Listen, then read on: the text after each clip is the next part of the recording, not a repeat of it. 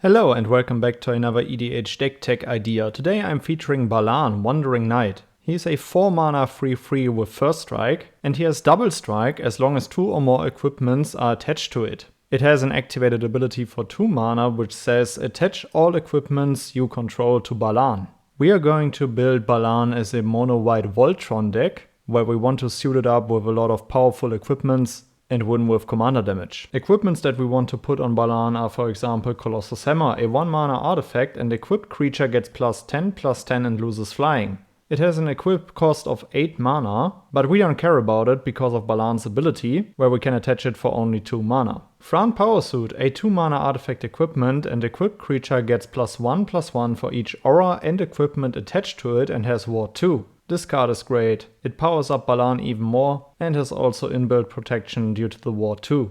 Loxodon Warhammer, 3 mana artifact equipment, and equipped creature gets +3/+0 and has trample and lifelink. This card is great because what Balan is missing is trample, and Loxodon Warhammer will definitely help out with that. Sword of the Animist, 2 mana legendary artifact, and equipped creature gets +1/+1. Whenever equipped creature attacks, you may search a library for a basic land card, put it onto the battlefield tapped, then shuffle. We are playing a bunch of tutors in this deck, and you will most likely find Sword of the Animist really quickly, simply to accelerate your game plan by ramping with all of those attack triggers. Blackblade Reforged, a 2 mana legendary artifact, and equipped creature gets +1/+1 for each land you control. It also has really high equip costs, even though equipped legendary creatures is a little bit discounted, but we don't care about that due to Balan's ability. Furthermore, Blackblade Reforged has a great synergy with Sword of the Animist, because it cares about all of the lands we control. Sword of Vengeance, a 2 mana artifact, and equipped creature gets +2/+0 and has first strike, vigilance, trample, and haste.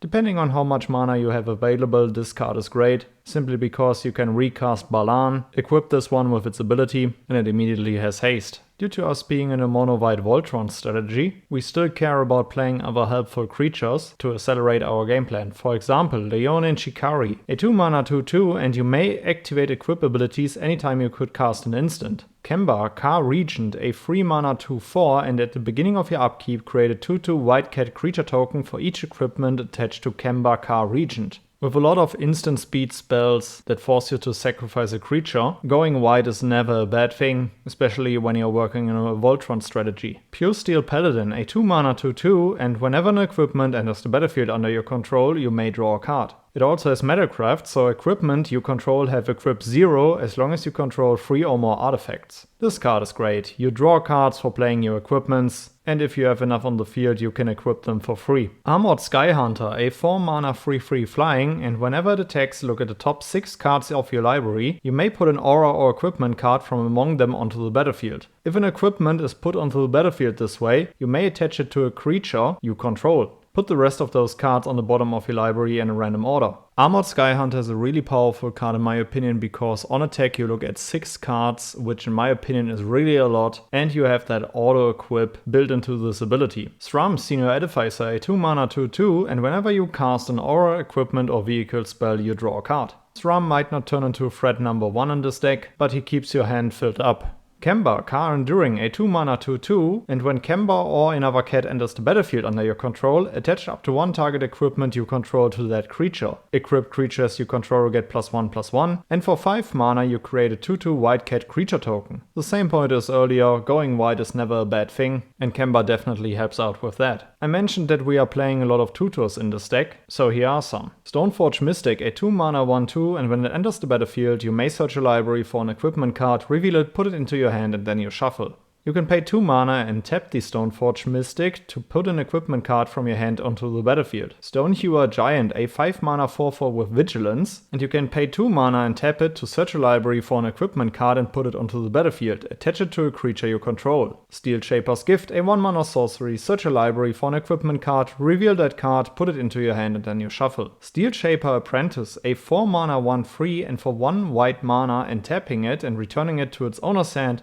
search a library for an equipment card, reveal that card and put it into your hand, then shuffle your library. It's maybe not the best tutor in this deck, but because you can return it to your hand, board wipes don't sound that scary anymore. Open the Armory, 2 mana sorcery, search a library for an aura or equipment card, reveal it, put it into your hand, and then you shuffle.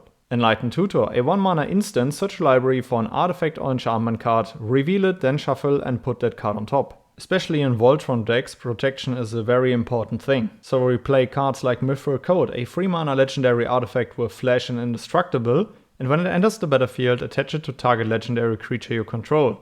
Equipped creature is indestructible. Flawless Maneuver, a 3-mana instant, and if you control a commander, you may cast a spell without paying its mana cost. Creatures you control gain indestructible until end of turn. Boromir, Warden of the Tower, a 3-mana 3/3 with Vigilance, and whenever an opponent casts a spell, if no mana was spent to cast it, counter that spell. You can also sacrifice Boromir, so creatures you control gain indestructible until end of turn and the ring tempts you. Galadriel's Dismissal, a 1-mana instant with kicker for 3 mana, and target creature phases out. If the spell was kicked, each creature target player controls phases out instead. Bastion Protector, a 3-mana 3/3, and commander creatures you control get +2/+2 and have indestructible. Rebuff the Wicked, a 1-mana instant and counter target spell that targets a permanent you control. Either you protect Balan with this spell, or you can also protect one of your powerful equipments. You want to win more? You get it. Zigarda's Aid, a 1-mana enchantment, and you may cast aura and equipment spells as though they had flash. Whenever an equipment enters the battlefield under your control, you may attach it to target creature you control. Zigarda's Aid allows you to win the game out of nowhere,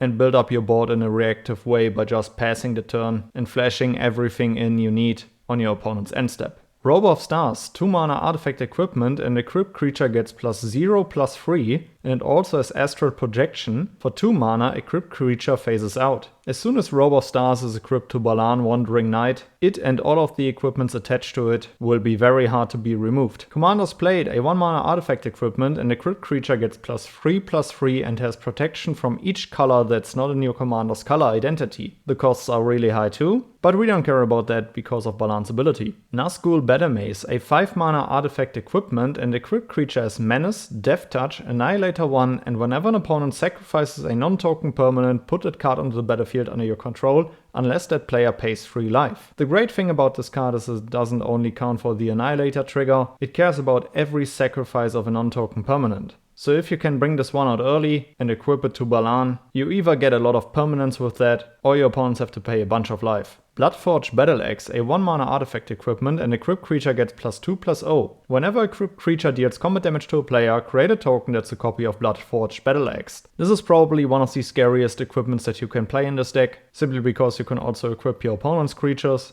And once you have enough copies of Bloodforged Battle Axe, you will attack with Balan, and as soon as no blocks are declared, you will activate its ability and kick a player out with 1 strike. Strata-Scythe, a 3-mana artifact equipment with Imprint. When it enters the battlefield, search a library for a land card, exile it, then shuffle your library. Equipped creature gets +1/+1 for each land on the battlefield with the same name as the exiled card. We will most likely only play Plains in this deck, and the great thing about the wording of Strata-Scythe is that it cares about each land on the battlefield with the same name as the exiled card. So as soon as our players are playing Plains 2, this card gets out of hand really quickly. Alright guys, these were a few cards that I will play in Balan Wandering Knight. Let me know down in the comments below which cards you would add to the deck, which legendary creature I shall feature next, and then I will say see you in the next one. Goodbye guys.